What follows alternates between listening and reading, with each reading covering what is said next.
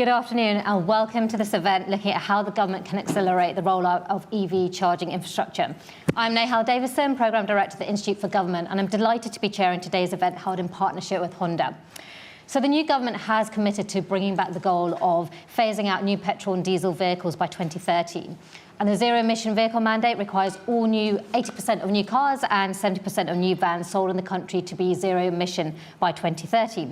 However, car manufacturers are worried about their ability to meet these targets, and the sale of EVs is kind of falling short of the government's ambitions. Lots of reasons for this, but charging infrastructure is one of the big reasons why consumers hesitate to make the switch. For starters, there's a lack of on-street charging options for those without driveways. Then we've got those bottlenecks on motorways due to slow charging speeds and not enough charge points to go around. And on top of that, there's a big price difference between on-street and home charging, which can just put people off. So all of these factors can create real barriers to making the switch to electric. More also needs to be done to ensure the electricity network can actually cope with demand and that charge points can easily be and cheaply be connected to the grid. So today we'll be discussing and unpacking some of these barriers to rolling out EV charging infrastructure, the government's plans to address these, and what more needs to be done to accelerate delivery. And I'm delighted to be joined today by Lilian Greenwood, the Minister for the Future Roads at the Department for Transport, and three other excellent panellists to kind of help us explore this further. So I've got Rosa Hodgkin to my far right. She's a researcher at the Institute for Government who leads all our work on net zero and recently published a report on how the government can deliver its clean power mission by 2030. Then Bharat Pathania, Head of New Technologies at Midlands Connect, the transport body for the Midlands that's working on a long-term transport strategy for things like EV infrastructure. And then Ian Howells to my far left, Executive Vice President of Honda Motor Europe, who is also kindly supporting today's event. So we've got some great expertise across this panel, and I'm really looking forward to what I hope will be an insightful and lively discussion. We'll start with some opening remarks from Lilian, who will outline the government's plans for rolling out EV charging infrastructure. And after that, we'll hear from all of the other panellists, and we've left lots of time for discussion and Q&A. So for those of us joining online, please do start sending in your questions via Slido. We'll also be live posting using IFG events using the hashtag EV charging. So please do follow and post along. So without further ado, I'll hand over to Lilian.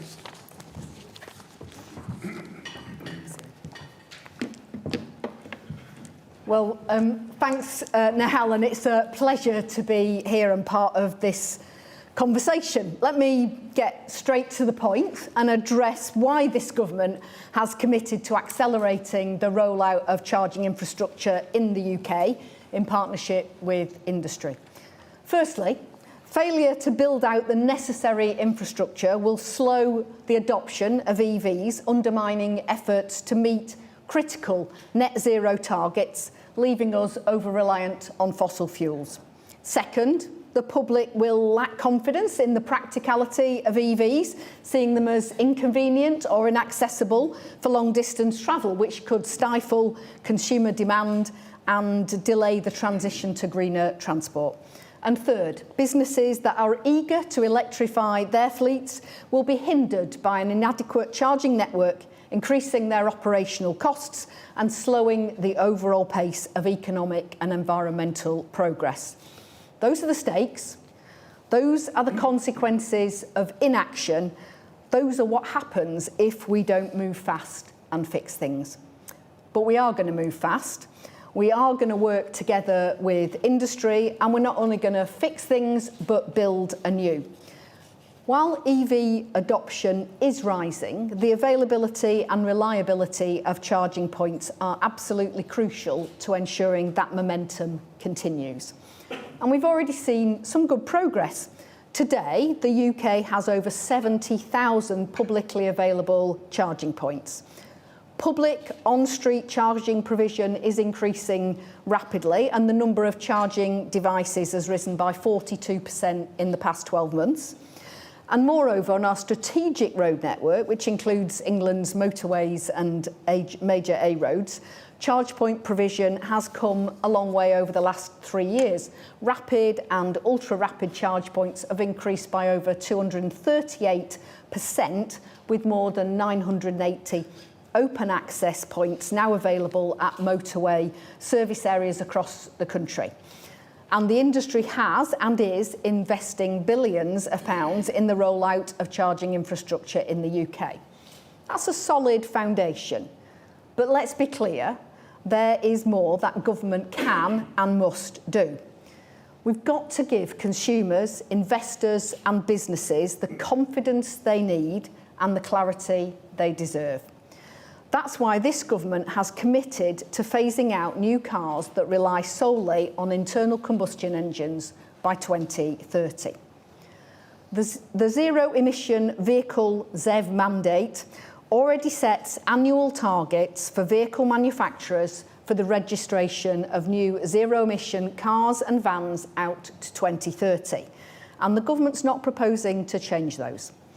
Between 2030 and 2035, there will be new non-zero emission vehicles in the market, and those will need to meet a minimum standard for both cars and vans. That's why we're committed to ensuring that EV charging is both affordable and accessible, especially for those without off-street parking. And that's why, for longer journeys, we're focused on improving the strategic road network to ensure a visible, reliable, long-distance charging infrastructure. But for all the action we'll take, the EV revolution will not turn only on decisions made in Whitehall. We'll work shoulder to shoulder with industry and local authorities. The private sector has already committed over £6 billion in EV charging infrastructure investments before 2030. And while we expect the private sector to lead on delivering charge points, the Local Electric Vehicle Infrastructure Fund is designed to leverage this investment and support the installation of tens of thousands of local chargers. Now, the delivery phase of this is well underway, with the first councils already approved to begin tender processes and with more approvals on the horizon. Of course, local authorities are key to unlocking growth here. They're best positioned to understand the specific needs of their communities, ensuring that charging points are installed where they're most needed and taking a proactive role in planning and delivery to meet local demand. The government will play its part by providing them with the resources they need to scale up charging networks and maximise private sector involvement. Now, none of this happens in a vacuum. A cleaner, more sustainable transport system brings huge opportunities for jobs, investment and growth. It's our task to seize those opportunities. We need to foster a shared understanding of future demand. We need to nurture a partnership between national government, local government and industry. And we need to keep having conversations like this one today, because we can move faster and fix more things when we work better together. Thank you.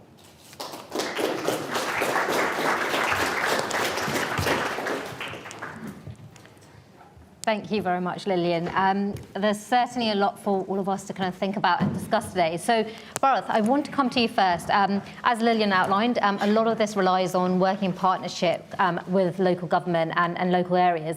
What has been the Midlands' experience of trying to roll out charging infrastructure to date, and what do local areas need most from central government? Sure. Thank you, Lynn. Many good points there. So let me take you back a bit and what Midlands Connect have done in this space and how we started this journey. So in 2018, we saw that EV ecosystem is on the horizon when we drafted our EV strategy. And the key thing in the EV strategy was we also looked at the forecast of EV charge points. And every time we look at it, since 2018, it goes up and up. As Lilian said, this market is quite in a boom, and it's happening everywhere. So we came up with this concept of economies of scale across the Midlands local authorities. So we are a partnership of 22 Midlands local authorities. So we came as a concept of economy of scale, how we can bring multiple local authorities with the mix of rural and urban authorities together to get a better commercial case for our EV charge point infrastructure. And we were lucky that we were supported with this innovative idea with OZEV and the Levi body, and we got innovation funding for about £1 million, which we have delivered.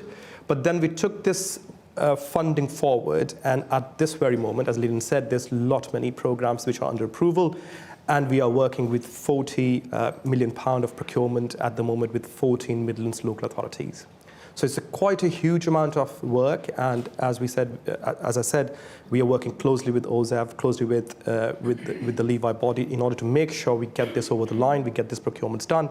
But in terms of your question, the experience, I can probably wrap it up in 3 bullet points.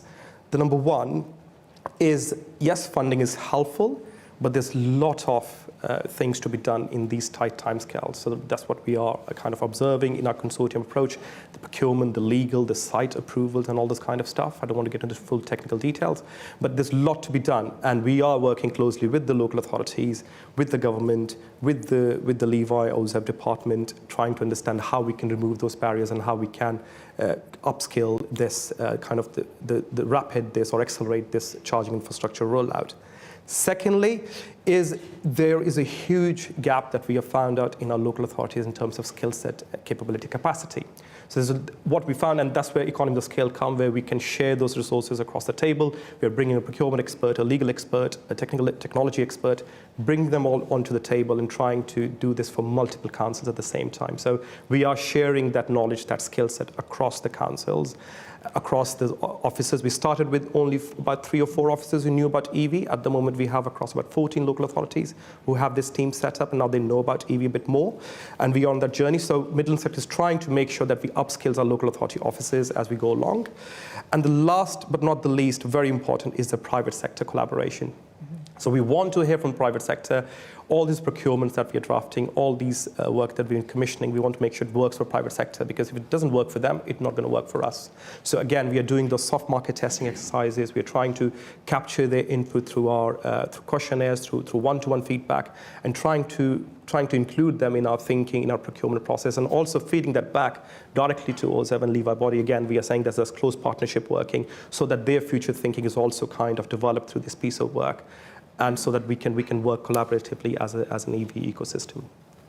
Great, thanks very much, Bharat. So kind of what I'm hearing is it takes a long time to get approvals. There are skills and capability issues, but kind of starting to kind of address that, and collaboration is crucial. Yeah. Great. Ian, I'd like to come to you next. Honda, like many car makers, is moving into the EV market, and with plans to launch, I think, 7 new EVs by 2030. How much of a challenge has the current slow rollout of charging infrastructure been for Honda and your plans? Well, certainly, it's a factor that we've always encountered is that the infrastructure is a big influence on consumers. I don't think there's any doubt in that respect. So, whilst we are very committed to making sure that we hit the targets that Lilian set out, actually we're actually already at the electrification stage fully across our lineup already. But beyond that is that the customers are saying, okay, great, we understand, we want to participate, but I'm not sure. And when you're making a big investment in an electric vehicle, and they are much more expensive at the moment, obviously, than a conventional vehicle is, then it is a big step for people to take. So they need to know that the economics work. They need to know that from their point of view, if they want to complete their journey successfully, they can do without having to think too much about it. But also that the cost of doing so and the convenience of doing so is very much there. So we've got a number of factors that come into it. In terms of the infrastructure specifically, I think access, as I mentioned, is key to that. And that's very patchy across the UK, but I think it's fair to say it's very patchy right across Europe is what we very much observe. So if you look at a centre like London, quite a high percentage relative to the population of chargers. If you look somewhere in the northwest, or the lowest I think in the UK is Northern Ireland, that's down at something like 29 per 100,000, compared to London, 221 per 100,000.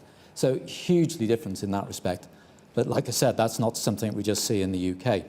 That's got to be addressed. There has to be that confidence as if I want to travel London to Scotland, that I can charge along the way, because you're not going to make it otherwise.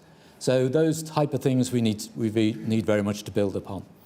I think accessibility is also key, and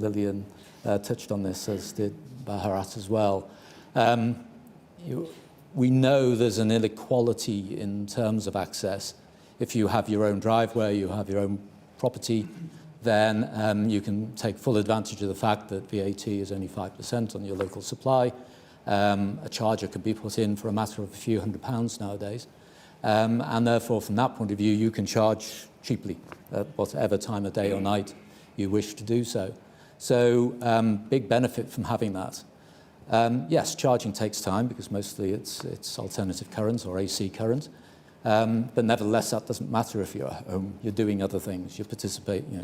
You've got your family life. You've got, well, you're sleeping probably for a good chunk of the time as well.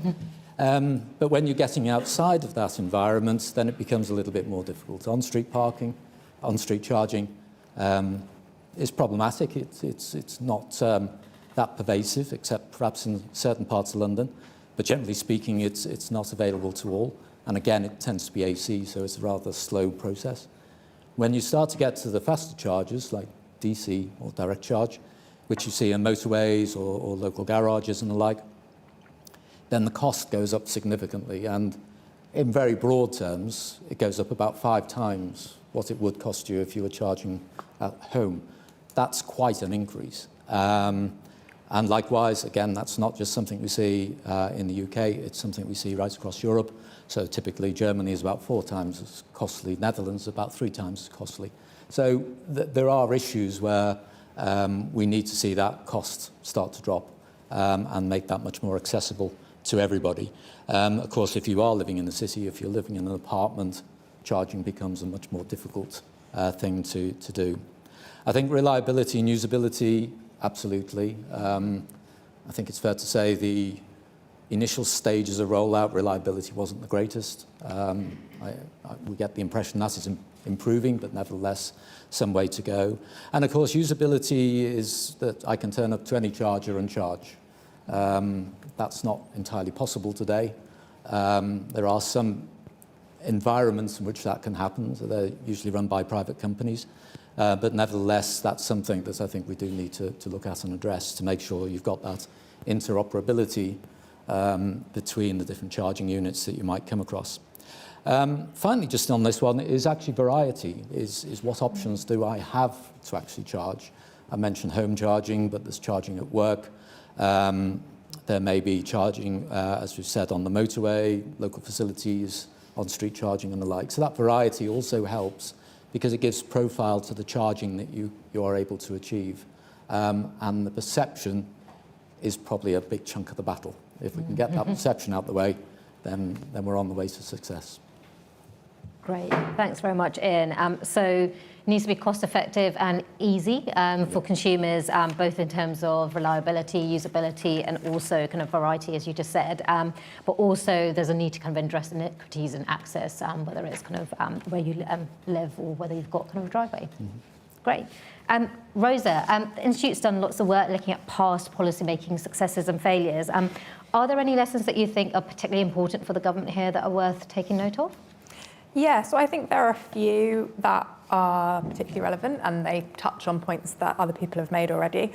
So I think the first one is connecting the policymaking to the delivery. So one of the things we looked at in detail was the push to develop the offshore wind sector in the 2010s. And one thing that did well was the policymakers really worked collaboratively with industry on what was feasible, what they could implement, what would work for them. Whereas if you compare that to the Green Homes Grant in 2020, obviously it was being developed on a much, much shorter time frame. They didn't have time to do really extensive consultation. But a lot of the problems with that came out of the fact that they hadn't really looked into what the supply chain could actually deliver, what was feasible to roll out within the time frame they were looking at. So I think that's the first thing that's really important, making sure that those are connected, not two separate processes. I think the second thing, and this touched on what Lilian talked about around consistency, is having a really consistent political commitment and prioritisation from the department. So that worked quite well with offshore wind, partly because it was in the coalition agreement, so it was kind of baked in to what they had to do. But also because the then Department for Energy and Climate Change really made it one of their primary goals. If you compare that to adaptation, another part of climate change, which has really struggled to make traction, despite the fact that everyone agrees it's really important, that's kind of has struggled to make it to the top of any government's priority list, and has been sitting in DEFRA, which has a huge number of other things, particularly since Brexit, that it's supposed to be working on. So I think there are lots of other things you could say, but those would be the two that I think are really important here. Great, thank you. So connecting policy with delivery and ensuring kind of continued kind of political commitment. Well, great. Thank you everyone for providing us with lots of food for thought. Lilian, I want to come back to you. You've laid out government's plans clearly, but as you said, and we've seen, the last government really struggled to deliver the necessary charging infrastructure. What will your government do to really grip the issue this time round and ensure success? So I think there are a number of things. I think one of the issues that we've identified is the planning barriers, is we need to make it easier for them to, if we're absolutely committed to accelerating the rollout of the infrastructure, and as Ian highlighted, is that we know that geographically it's not evenly distributed, and we need to address that. We need to make sure that someone who's living in the Northwest or Northern Ireland can have an electric vehicle in the same way that it feels like an option for someone in London. So working to remove planning barriers, making it easier to install charge points. So we're in the process of responding to consultations on Section 50 licences and permitted development rights. So those were launched earlier this year, and hopefully we'll be publishing those soon. The other is, I recognise that there are barriers faced by landowners and charge point operators when they're wanting to install infrastructure. It's about the availability of grid capacity. We're obviously working, the Office for Zero Emission Vehicles is working closely with Ofgem and with the distribution network operators to kind of form those strong relationships, to look at ways that information's exchanged and try to make that work more smoothly. And of course that's alongside the work we're doing with colleagues in Department for Energy and Net Zero about reforming the connections. So we know that the demand for electricity is just going up and up and up, and we need to be able to meet that and to make sure that we're operating across government. This doesn't just sit with DFT, of course. It works across the piece. I was really pleased to hear that when Rosa said, collaboration with industry and clear consistent political commitment, because hopefully you got from my initial remarks that that's precisely two of the things that we're trying to, provide. Great, thank you. Ian, in your kind of opening remarks, you did kind of set out quite a few kind of barriers to the rollout of EV charging infrastructure. What do you think of the government's plans, and do they add up to you? Is there anything more you'd like to see based on what you've heard from Lilian? Well, I was very, very pleased to hear Lilian's remarks in terms of the commitment and, as you said, consistency. I think certainly if we look at those countries that have really succeeded at getting EV in, and Norway is always used as the example, it was just a very firm commitment in that they kept trying, they kept going. They had a long-term plan, and whatever they might try, the plan was always there. They have pretty much succeeded now. But I think things like the spatial plan, which is on the way, just recently announced, they're big steps forward in our terms. And although, yes, the charging is the most immediate bit for us as a car company, it's also what is behind that as well. So it's about the generation of it. And we make a big commitment to our own owners who use the full suite of systems and processes we're able to offer, to make sure that they always only charge when it's green to charge. So you start to get away with some of those barriers in terms of, well, is it, am I brown, am I green, am I blue, what type of fuel am I, or energy am I actually putting into my vehicle? And those things can be addressed. That's technology. And we need to clear the decks on that to make sure that we're pretty agnostic as far as technology goes. But it's also, to pick up the phrase I used earlier on, it's interoperable. So it is to make sure that you're not restricted to what a particular OEM or original equipment manufacturer, car company can provide. It actually can be provided by different providers as well. So, but that requires probably legislation and the like, particularly around, say, the battery, the state of battery charge. That requires some new thinking and a new way of looking at it. And I think as well as that, and we shouldn't forget that we've had this debate for a long time around Alternative fuels, particularly hydrogen, is one that does come up quite regularly. Whilst hydrogen has its limitations, it does have that great benefit of being able to be generated at any point in time.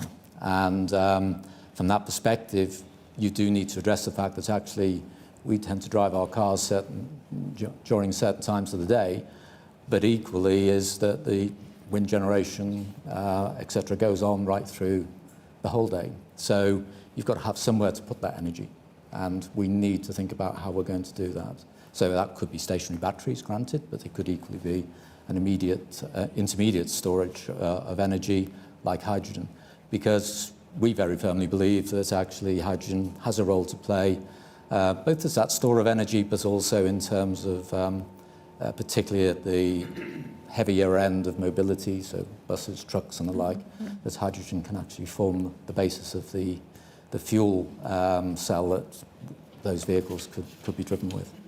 So I think there's a number of things come into it from that perspective. And as a company, we're investing in that. It's something we see as important. Thank you. Laura, we've already heard quite a lot about kind of regional variation in the availability of charge points. Kind of what's been your experience, or kind of what have you seen as some of the kind of the big regional barriers that are kind of coming up for you in terms of rolling out infrastructure? And again, kind of a similar question to Ian, do the government's plans add up to you? Is there anything more that you would like to see? So I think covered kind of a couple of those points in my opening remarks anyways, but just to reiterate that yes, the government, what support we have got at the moment from the government is we are working in that collective ecosystem at this very moment, very closely working with the DNOs, closely working with the government department, trying to understand this is the route we are trying to take, this is our tender pack. Do you want to look at your tender pack? They're providing us those comments and reviews. And what we at Midlands are also doing is doing an independent review of all of our legal and procurement documents for our consortium partners. What that gives us is some sort of a kind of a perfect, I wouldn't say perfect, but close to perfect document, which can be reused by other authorities in the future or can be reused by the government.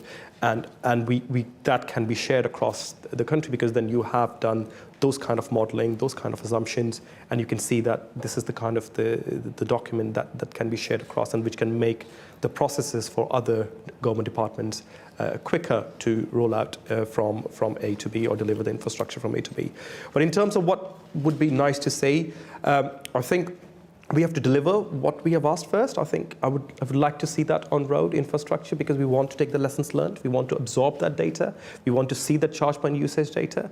And then the planners or the modelers sitting in the room, they need to think of more exciting ways of how we can provide that infrastructure, because that is very important that you have an asset, but if the usage is not matching up to your forecast, then there's a challenge there. So I think we have to take the lessons learned from what we have delivered, embed into our policy and thinking making, and then go with kind of what next. But I think more dedicated infrastructure across the regions who are lacking in the commercial case, who do not have, for example, the rural areas, they do not have that kind of charging infrastructure that people will be using. But at the same time, rural areas are the one who emit more carbon emissions, because you have multiple cars in the household and you have people doing more plus 10-mile journeys. So I think those kind of dedicated kind of the funding would also help. But again, I think one of the key things which I miss in every conference, and I would like to flag it here, is from a charge point operator perspective. We talked about interportability. What are they doing about interportability? How can we not make those islands of charge points? They're not talking to each other. I'm traveling from Birmingham to London. I cannot use my charge point socket in London or Birmingham, or vice versa. Then I've lost that. As a user, I'm struggling to get that adaptability from one area to another. So I think a challenge is back on the technology providers there. How can we make that interportable? How can we make that technology more openly used? Because we can make the policies, we can make the deliverers, we are the deliverers, we can do that. But I think the challenge is back on the innovation guys or the charge point operators market, is that how can you make that transition smoother for the member of public? Because when you have 5 cards in your wallet or 10 apps, you've lost a customer. They're going to struggle with that. So how can we bring that out as well? Okay, great. Lilian, just wanted to give you a bit of an opportunity to come back on some of the points that both Ian and Bharat highlighted, both around interoperability between different providers, role of hydrogen, but also kind of better learning and adaptation as you go. Kind of what, do you have any kind of comments or responses to either of those thoughts? I think in relation to the different potential technologies, whether it's battery electric or whether it's hydrogen fuel cells, I think we're agnostic on that. It's what are the right things, and for what are the right things for different parts of the market. I mean, it feels like for cars and vans, it's probably mostly battery electric, but certainly there's definitely a view that hydrogen has a place, perhaps has its best place is in relation to HGVs and buses, that sort of heavier end of the market. And we should, there's the opportunity to support both and look at how we support that. Sorry, I've kind of completely lost my train of thought now. I think we need to work, as I said, we need to work in collaboration. It's really important that the charging infrastructure works for everybody, wherever you are. Obviously, we've got the public charge point regulations that came in last November. The next phase comes in next month, so that it should improve the customer experience in terms of, rather than having to have a proliferation of different apps to use different charge points, you'll be able to use contactless, that there's going to be that extra consumer support in terms of helplines, and also around the reliability, which is that when you turn up to a charge point, it should actually be operating effectively the vast majority of the time. These are going to take time. This is new, but we have to kind of make sure that when people do use, do take that opportunity to switch to EV, it's got to be a good experience. The truth is, though, for most people, it is most people who have made the switch to an electric vehicle are pleased with it, don't want to switch back, and would recommend it to others. So I do think there's a bit of a, things are moving quickly. As I sort of said already, there has been a big increase in the number of charge points. That is only set to accelerate, and we've got a really important role in making sure that it does accelerate. But it is about giving people confidence that actually you can make the switch to an electric vehicle, and some of that is actually understanding how people are operating. So for most people, their car probably sits still most of the time. It's parked at work, it's parked outside the house, you're asleep. And if you are in, 75% of people or something have got off-road parking, being able to charge at home is incredibly cheap, and you can do it. Obviously, for people who don't have off-road parking, it's really important that we provide options for them, and we kind of find ways to provide that ability to kind of, for cross-pavement solutions and so on, so people can still get the benefits of very cheap domestic electricity to charge their car, because that's what makes the economics add up. Whereas sometimes you're going to be going on that longer journey, and obviously it's different for commercial vehicles, and you're going to have to charge on the, using a rapid charger, but that probably isn't going to be most people's day to day. In the same way that when you make a cup of coffee at home, it doesn't cost very much, but you're quite prepared to spend a fiver in Starbucks when you're kind of out and about, but that's not your everyday experience. And some of this is about people having the opportunity to feel what does normal look like, and what does it feel like, and how do you operate it? And, so there is a big piece about giving people a bit more information and counteracting some of the negativity that perhaps they're reading, some of which is from a time when there weren't so many charge points available, or they weren't so reliable. And that, the two things have to go hand in hand. We have to make sure they really are reliable and they are available, but we also need to make sure that we're telling the good news story about when things are improving, so that people are able to make decisions on the basis of good information. Great, thank you. Rosa, lots of the panellists have talked about kind of making it easier, essentially, for consumers. What have other countries done? Are there any approaches that have been particularly successful that would be kind of useful to share? Yeah, so I think Ian has mentioned the two that really come out as the leaders in Europe. So Norway, which was the early leader in EV charging, and the Netherlands, which has made really strong progress recently. And in terms of the kind of barriers that people have talked about, so on accessibility and access for people who live in apartments, Both of them have what they call a charging right, or a right to request charging. So in Norway, if you live in an apartment, you have the right to demand EV charging access from the building owner. And in the Netherlands, in most municipalities, you can request that a public charging point be put in within 250 metres of wherever you live. And the Netherlands is a really interesting one, because actually 7 out of 10 households in the Netherlands don't have off-street parking. So actually public charging is incredibly important in a way that's maybe not the case in Norway. On planning, Norway has basically a default that planning requests for EV chargers are accepted. So the default is yes, and then if it's a no, then that's kind of the exception to the rule. On the interoperability, that's been a big focus in the Netherlands, so trying to minimise people having to have 10 apps.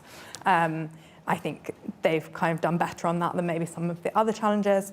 And one thing we haven't talked about is tax incentives. So obviously both Norway and Netherlands have had tax incentives to encourage EV uptake in general, but Netherlands also has investment allowances for businesses that put in EV chargers to encourage business to install them in workplaces. And also between 2017 and 2020 had lower taxes on electricity for charging point operators. So that's something that both countries have used as well. Great, thanks very much, Rosa. So lots of ideas there for us. So great, we've got probably about 20 minutes or so for questions from the audience. So please do raise your hand. I'll take them in rounds of 2 or 3. Wait for the mic and let us know your name and, if relevant, your organisation. And also do let us know if you want to direct a question to a particular member of the panel.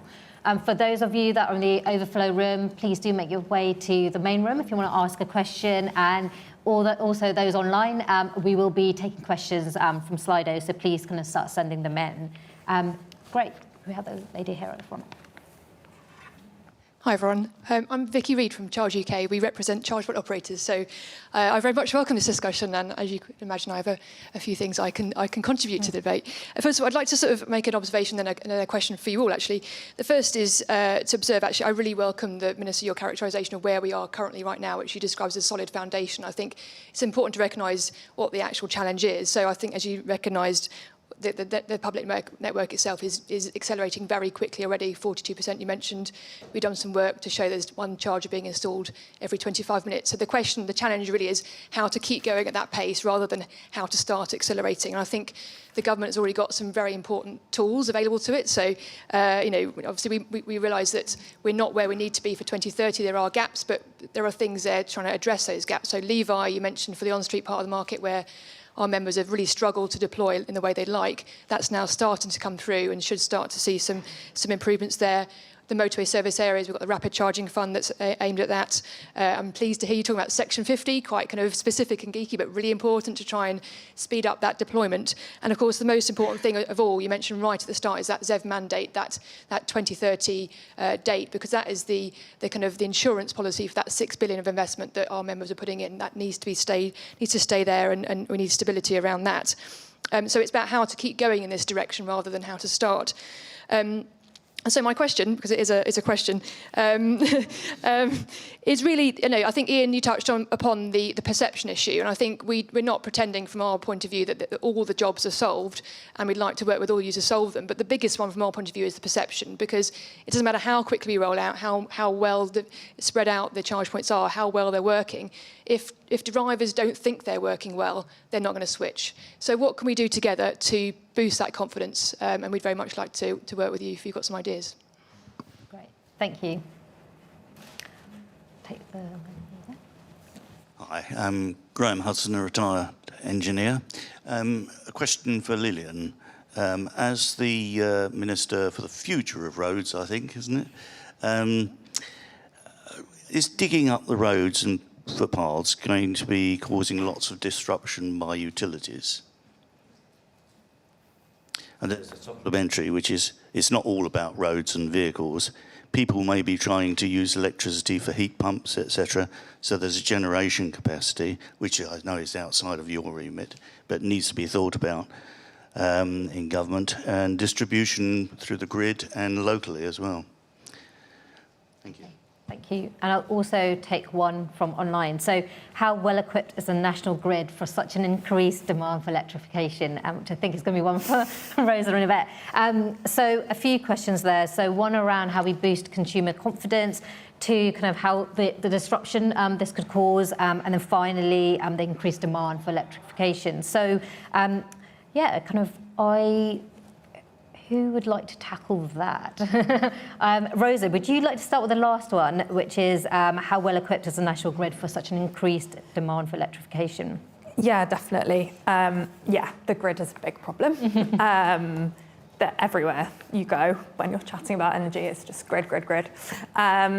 So I think, yeah, it is a real problem, partly because of supply chains, partly because of workforce, partly because every other country is also trying to upgrade their grid for this reason at the same time. So there are some real challenges when it comes to upgrading the grid. I think some of that is going to be locally specific. So Ian talked already about the new National Energy System Operator and their spatial plan. And part of the idea there was that they would work with local areas' energy plans to identify kind of where in a particular area might you see early EV uptake, early heat pump adoption, because it's not necessarily going to be geographically kind of uniform. And so you might have areas where that is more of a problem for the grid than other areas. And then the issue is more, how can you make sure that your grid upgrades are going to the right place at the right time, so the scheduling is right. So I think it's definitely going to be a challenge. It should be doable, but it's not negligible problem. Great, thanks, Rosa. In terms of boosting consumer confidence, kind of Ian, shall I start with you and then we kind of make our way across the panel? Yes, certainly. I think it is going to be about the spread. I think that's got to be the first one. So the more you see them, the more confident you feel. So visibility, I think, is probably a key element within that. I think as well is, particularly in the UK, we have a very large non-personal fleet, if I could call it that. So those run by companies, quite often the individuals have a choice over vehicles as well within that. But I think fleets can have a great influence on this, because if you are using a company car and then you're thinking about a private car, you're very used to using the charging points. You've probably got an account already, so you know how it works. You feel confident about the usage. And therefore, if you can push it through that particular avenue, then I think that really encourages people to then, in their own personal circumstances, perhaps switch to EV as well. So I think there's that element. Complexity, I think we dealt with a moment ago. Let's reduce the number of cards, let's reduce the number of apps, or at least have something that they're interchangeable or interoperable, because I think that's got to be a big part of it. Cost, yes. I know that's not quite so in the visibility, but if you know that actually when I charge, it's still cheaper than petrol, which is a bit of a struggle at the moment, I think it's fair to say, particularly if you're charging away from home, then that visibility again is going to encourage people to at least give it a go, give it a try. And finally, and I know it's probably not always the most popular thing to say, but things like plug-in hybrid vehicles actually again give people the confidence about using electric. Now, I know they've got an engine in, and that gives them the driver the protection, but actually, if people are used to actually charging the vehicles and find that actually it's great, and I don't have a problem if I can't find a charger for whatever reason, hopefully, increasingly, they actually drive completely on electric. But plug-in hybrids aren't on the flavour of the month exactly at the moment. I think the drive is very much towards full battery electric, but that's a big jump for a lot of people. To go from full petrol to full electric is a big, big jump, and I think that's where we've seen, particularly in the personal market, the uptake of battery electrics really stall round about at the moment about 16%, whereas we've got to hit 22% this year. So it's in the OEM's interest to get people to buy them, but as the saying goes, you can't you can take the horse to the water, but you can't make them drink. Great, thank you. Lilian, both the kind of consumer confidence perception issue as well as the kind of potential disruption. Yeah, I mean, I think in terms of, I'm not sure what to add really to what Ian's already said. I think there is an important piece about visibility. We were talking about that, you know, on a road, everyone knows what the sign for a petrol station is. You don't so often see the sign. I know there is a sign for an electric vehicle charging point, and that's a really small thing. But if people are nervous about there aren't very many, they might not even be noticing that they exist unless you're kind of seeing that signage. So I think there is quite an important bit about it being just really visible on the road network. Is, you know, I can tell you that there are 41% more this year than there were last year, but are you feeling that when you're out and about driving, if you're thinking about what's my next car? So I think, you know, that visibility, I think there's a bit about demystifying it. As I know the first, like, you know, one of the things you learn when you learn to drive a car is you learn how to fill it up and which sort of fuel you're putting in it and things in the past.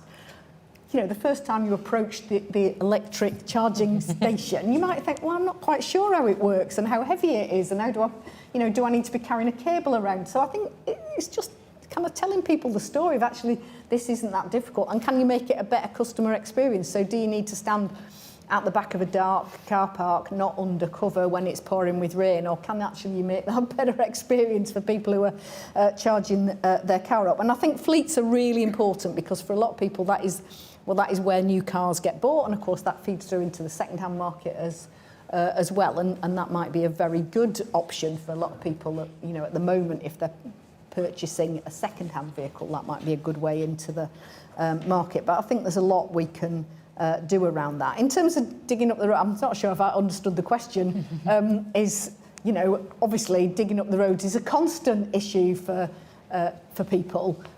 It's really important that where we've got utilities works going on there kind of minimised and the disruption of them is minimised, and there's proper collaboration to ensure that the amount of time that you're digging up the road is the least. But maybe I've misunderstood, Grant. Scale, isn't it? If we're going to be rolling out charging points in all sorts of places, that's a lot more digging up the roads and footpaths in order to provide electricity cables. But in addition to electricity cables, that has a knock-on effect on other utilities. They will have to move their equipment stuff around. And local authorities are not terribly keen on people digging things up there, sort of permits and Roads and Street Works Act and things like that. Anything like Ireland that they're with. These are restrictions. Yeah, I mean, I think. Yeah, thanks, Grant. And I think the importance is about that, and this is where local authorities have that really important role, which is making sure that there's maximum amounts of collaboration. I mean, I was dealing with a correspondence this morning about someone who says, well, I've had 3 different broadband companies come and dig up my little cul-de-sac in recent times. And obviously that shouldn't, you know, in an ideal world, that wouldn't happen because you'd have that coordination so it happens once. And that's not always going to be possible, but you do want to. And as I say, local authorities have a really important role in managing street works and in kind of minimising the amount of disruption that there is. And of course, you know, at the same time, where we want more people to be, you know, being able to change to electric vehicles, you know, we've got other objectives like more people walking and cycling, and we don't want to kind of disrupt the pavements unnecessarily or in an excessive way whilst trying to do these things. So it is a balancing act. I'm not going to pretend that those things aren't difficult, but I think we've got to work together to find our way through that. Great. I just want to come to you. Yeah. I think a lot have been covered, but I think just one point on how we can make the consumer more confident. We also have to tell some good stories, some success stories as well. We always talk about what is not working fine, but we never talk about what is working fine. I have so many of people in my LinkedIn who will use an EV and say, they'll tell their success story. I've traveled these many miles and I haven't found any struggle with that. So I think it starts from inside. So we have to tell those success story. And as Lilian said, I think the technology is moving fast and very soon we'll have a second-hand car market as well. and the way technology is moving, and we have the charging infrastructure being seen, because we have to influence the next car buyers who are our potential buyers.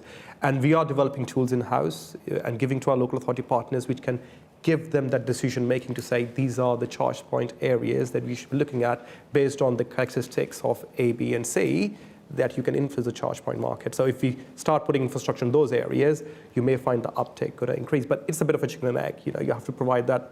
But I think the success story, that's something that we always miss. We don't talk about what is working fine, I think. Great, thank you. Definitely another round of questions. So can I take the gentleman behind you? Yeah. Hi, Will Woodruff from OpenReach. We are unfortunately one of the broadband providers you've just referenced. We also have the second largest vehicle fleet in the country, 5,000 of which are EVs, so really welcome your comments on the second-hand market and the downstream effect of that. But if I could just come back to planning very excitingly, there is a barrier that's actually been sat with the DFT for quite a while around permitting and what we can do with local authorities to speed up our rollout. It's called flexible permitting that we've trialled in a number of different locations. It allows us to go a third faster as we go along, which is less disruptive and gets out of people's hair and helps us get particularly to suburban households. We think it's got a huge overlay actually to the way you run EV charging without disrupting other networks. And we'd love it if we could get permission to be able to build more efficiently for us, but also we think that as we look to diversify in the future, that might be something we could use our own street furniture that will be redundant, such as green cabinets, to be turning these into electrical charging facilities, which for us is very helpful when 45% of our workforce who take their vans home do not have off-street parking. So there's a huge ecosystem for us that matches. So Lilian, it would be really great if we could get that one charge through from DFT. Thank you. Can I take the lady there? Hello, my name is Vaska Vasilovska from Larkspur International. Something which has been discussed on the panel by Lilian and Ian, it's around pricing and cost. The legislation last year did cover a little bit of the dynamic purchasing payments. Is that something the government is willing to look and potentially slightly better explain to providers if that's possible or not? It's been interpreted in different ways by different authorities and different providers. Okay, great. And let's take one over. Hi, my name is Charles Long. I work for Green Alliance. Thanks to the panel, and great to hear about the return of the 2030 ambition. I'm afraid my question for the Minister is a slight curveball from the rest of the conversation. On batteries, we've got an industrial strategy and also a circular economy strategy in the works. And I was wondering what her plans or hopes perhaps were in working with colleagues both to promote battery manufacturing in the UK, but also thinking about circularity for a lot of the critical raw materials that we import to build batteries here in the UK. Thanks. Okay, great. I'm just going to take one final one that seems quite a popular one from Slido is, can the Minister update on when the government will progress a rapid charging fund? So there seems to be 4 questions all for you. That's not fair.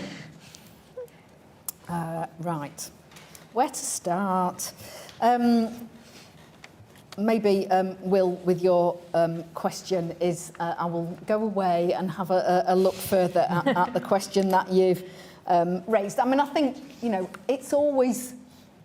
are always difficult issues, when you're trying to balance the needs of businesses like yourself that are rolling out important infrastructure, but also the impact that has on local residents and road users. And I think, if I talk to local authorities, they would, and indeed residents, about the quality. Sometimes they raise concerns about the quality of reinstatements, about collaboration, about that kind of ability to go back to Grant's question about, working together and coordinating street works so that it kind of minimises the disruption. But I understand the point that you raise. I confess I don't know the answer about the dynamic pricing, so I shall have to take that one away and have a think about it. Charles, I really welcome your comment about batteries. I think it's really important. Clearly, we've got a commitment to try to develop our own industry here and the potential to build up our own supply chains in automotive. I mean, I think there are definitely challenges around some of the ways in which we can kind of ensure that batteries are long-lasting, and in terms of how we build in recyclability and make sure that people feel confident actually about how long the battery is going to last. So I think those are all areas on which we're going to have more to say in the future, and very much part of our thinking. And then on the rapid charging fund, I think we are going to, there is pilot work to fund a portion of the cost of upgrading the electricity grid at motorway service areas where it's not commercially viable to do so. And so that, whilst we expect the private sector to deliver charge points, but under the Rapid Charge Fund pilot, will fund non-commercially viable costs of future-proofing grid capacity. So that's to sort of support that work. Okay. Perhaps I could just pick up on the dynamic pricing point. There is dynamic pricing is in the marketplace. Again, sorry, I'm going to plug Honda here, but we actually have that capability where you can the vehicle will charge obviously at the best price at the best time. That's not just putting a timer on it so it switches on at 10 o'clock at night and switches off at 5 o'clock in the morning. It is very dynamic in the way it actually works. And I think actually it's a very necessary step, coming back to the discussions that we had about the grid earlier on, is that actually vehicles themselves can be the store of the energy we spoke about earlier on, as much as hydrogen can be, or a stationary battery can be, or whatever it will be.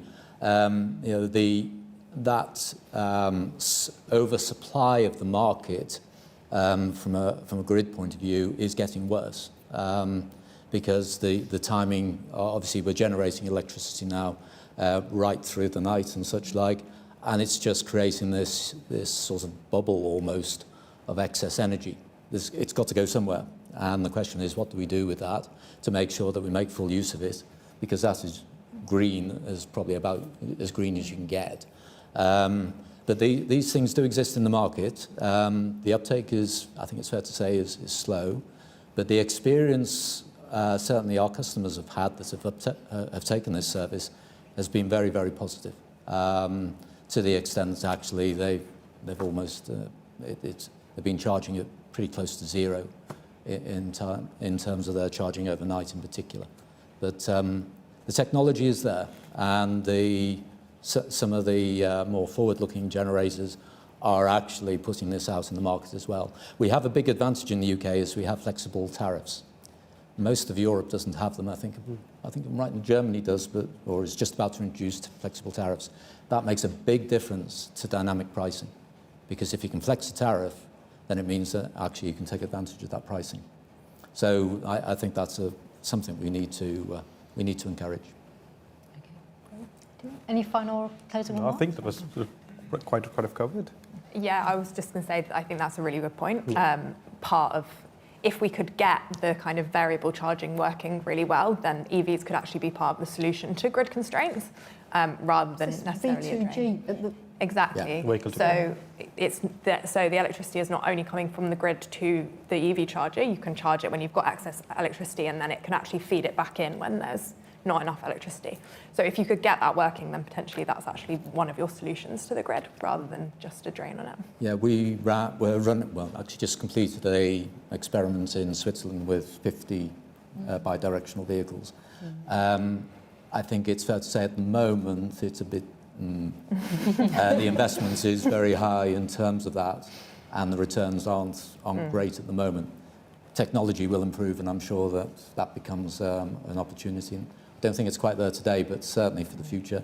But I think V1G, very definitely. Great. Thank you very much, all. That does bring the discussion nicely to a close. Thank you all for joining us. We will have a video and a sound recording available on the website and YouTube shortly after the event. A really big thank you to Ian and Honda Motor Europe for kind of partnering with us on this event, and also to Lilian, Bharat and Rosa. Thank you very much.